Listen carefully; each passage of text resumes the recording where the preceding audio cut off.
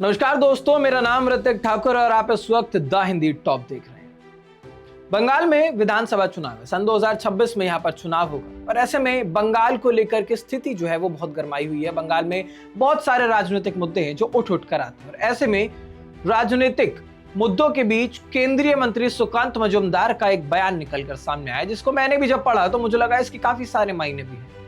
बंगाल की अगर हम बात करते हैं तो बंगाल में बहुत सारी ऐसी बातें हैं, वहां पर हिंदू मुस्लिम की राजनीति की हम बात करें, अभी फिलहाल यहाँ पर एसआईआर को लेकर के भी घमासान मचा हुआ। तो इस बीच सुकांत मजूमदार का एक बयान आया है जिसमें उन्होंने कहा बंगाल में कि अगर भाजपा की सरकार बनती है तो सड़कों पर नमाज पढ़ना बंद कर देंगे। मस्जिद में पढ़िए, घर में पढ़िए, दिल में आस्था रखिए, कोई दिक्कत नहीं है, लेकिन सड़कों को ब्लॉक करना बंद कीजिए। इसके बाद एक और क्रांतिकारी बयान उसी में उन्होंने साथ में जोड़ते हुए बोला कि महिलाओं से रेप करने वालों का हम एनकाउंटर करेंगे और तोलाबाजों पर यूपी स्टाइल बुलडोजर चलाने की बात उन्होंने कर दी। बहुत क्रांतिकारी बयान है। महिलाओं के सशक्तिकरण की हम बात करते हैं, महिलाओं की सुविधा की, सुरक्षा की बात करते हो तो ऐसे में एनकाउंटर कर देंगे। ठीक है, अच्छी बात है, आप क्रांतिकारी बयान दे रहे हैं, लेकिन इसके क्या मायने हैं, क्या ये कितना हकीकत है, ये देखना जरूरी है। इन सब के बीच जब उन्होंने ये बोला कि सड़कों पर नमाज बंद कर दी जाएगी तो ये दिखाता है आप एक बार फिर से धर्म की राजनीति यहां पर कर रहे हैं। ये डबल स्टैंडर्ड बिल्कुल गलत है, क्योंकि कोलकाता वो जगह है, वेस्ट बंगाल वो जगह है जहां पर दुर्गा पूजा बहुत धूमधाम से मनाया जाता है। ढाक की थाप पर यहां पर पूरा बंगाल थिरकता है। जब दुर्गा पूजा होती है, जब जुलूस निकलता है तो 10-10 घंटे के लिए पूरी सड़कें जो है वो कोलकाता की जाम रहती है, डीजे बजता है।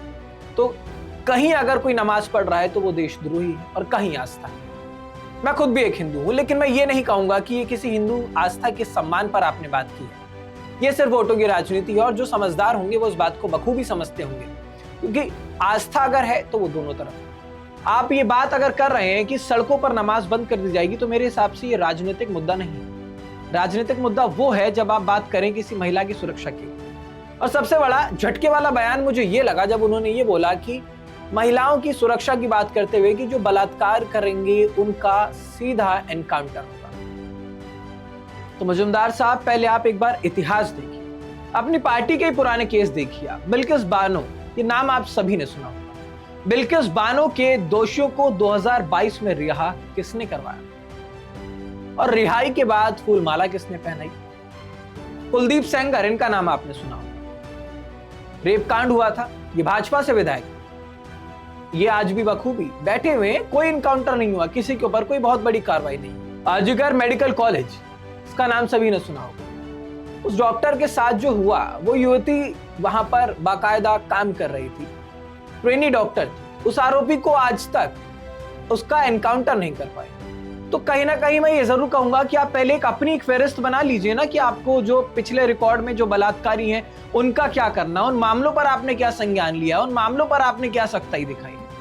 आने के बाद करने की बात तो भविष्यकाल की हो गई, वर्तमान स्थिति को देखिए, भूतकाल देखिए। अब बुलडोजर की बात करते हैं तो यूपी में बुलडोजर कहां चला है और किन लोगों पर चला है ये बखूबी हर व्यक्ति जानता है। यूपी में बुलडोजर ज्यादातर गरीब मुस्लिम दलितों के घर पर चला है। सुप्रीम कोर्ट कई बार रोक भी चुकी है, सुप्रीम कोर्ट ने कई बार बुलडोजर एक्शन पर रोक लगाई है। अब बंगाल में अगर वोट चाहिए तो ये मॉडल बेचा जा रहा है।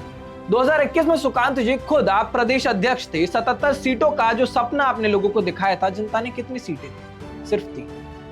फिर भी 2026 में तृणमूल के सफाई की बात कर रहे हैं। वो आने वाला समय है, राजनीति में कुछ नहीं पता कब किसकी पार्टी आ जाए, कब किसकी सत्ता बन जाए, लेकिन ये जो बातें हैं, धर्म की राजनीति करने की बातें हैं, ये पहले आप अपनी धरा पर इसका इस्तेमाल कीजिए। जहां पर आपकी सरकारें हैं, जहां पर सत्ता में आप हैं, वहां पर आपका क्या एक्शन है? वहां पर आपका कोई एक्शन नहीं है। तो ये सारा खेल जो है, ये मैं अपने ऑडियंस को बताना चाहूंगा, जो व्यूअर्स हमारे हैं उनको बताना चाहूंगा कि ये पोलराइजेशन का बहुत सारा खेल होता है। आप सभी जागरूक रहिए, क्योंकि ये जो राजनीति में अभी फिलहाल कुछ कुछ बयान निकल कर आ रहे हैं, वो ध्रुवीकरण का बहुत बड़ा कारण है।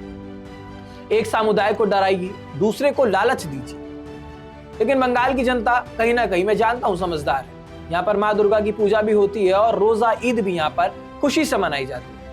यहाँ पर जो धर्मों की एकता है वो देखने को मिलती है। हिंदू होने के नाते मुझे भी गर्व है कि हम सब साथ रहते हैं। नफरत की राजनीति यहाँ नहीं चलती है।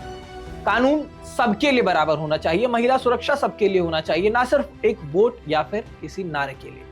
तो इस वीडियो में हमने आपको बताया कि सुकांत मजुमदार ने जो बयान दिया है उसमें उन्होंने बोला कि सड़कों पर नमाज नहीं पढ़नी चाहिए। उन्होंने कहा कि महिलाओं के साथ जो बलात्कार करेंगे उनका एनकाउंटर किया जाएगा। उसके बाद बुलडोजर एक्शन की वो बात कर रहे हैं।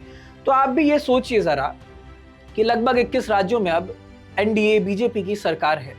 एक बार वहां का डेटा खंगालिए। इस पर भी कभी फुर्सत से आपको वीडियो बना के दिखाएंगे कि कैसा काम एनडीए की सरकार ने और बीजेपी की सरकार ने, जहां पर उनकी सरकार है वहां पर कितने एनकाउंटर्स हुए हैं जो महिलाओं के साथ बलात्कार करते हैं, वहां पर बुलडोजर एक्शन किन के ऊपर हो रहा है, कितना निर्णायक कार्रवाई वहां पर की जा रही है। ये सारी बातें सोचने वाली है और आप भी इस बारे में जरूर सोचिए। तो अगर आज ये वीडियो आपको पसंद आया हो तो इस वीडियो पर आप कमेंट करके अपनी राय जरूर लिखें। साथ ही साथ हमारे चैनल द हिंदी टॉप को सब्सक्राइब कर लें।